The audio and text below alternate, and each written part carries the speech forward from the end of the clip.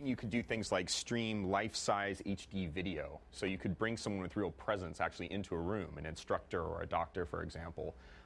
There's a whole slew of things you could do when you have that kind of bandwidth that just aren't possible today because our pipes are so small.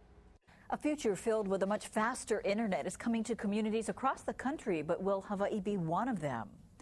Hawaii is well known for having a slower, more laid-back lifestyle. That also applies to the state's broadband speed, which is the 48th fastest in the country. But a big name on the internet could provide a big boost to our web. Paul Drews has more on the story, first reported here on KITV4.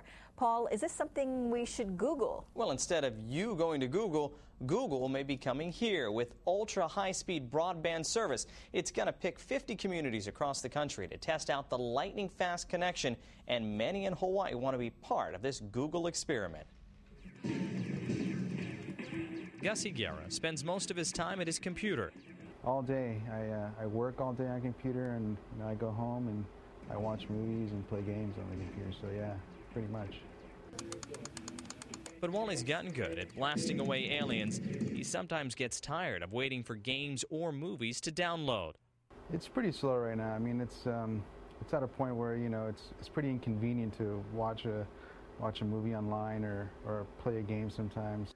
But if Hawaii is included in Google's ultra-high-speed test project, things would change, starting with the speed limit on the information superhighway, which would go up to a gigabit a second. That's 1 billion bits.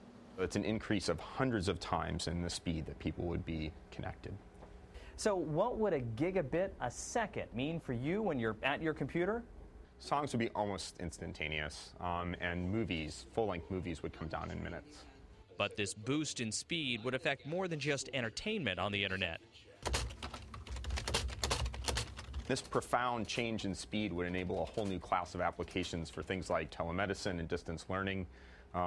It could provide a big boost for our economy. But there's a big catch to this big boost. Google has to hear from communities that want to be a part of the ultra-fast experiment. So websites have been set up so people can sign up and show the internet search power how Hawaii feels about our broadband.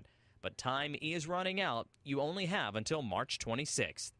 You can go to our website for a link to sign up. And if you're wondering about the cost of this ultra-fast broadband, Google says they'll offer it at prices competitive with current broadband. And if that's the case, we would pay about the same for something that is much faster.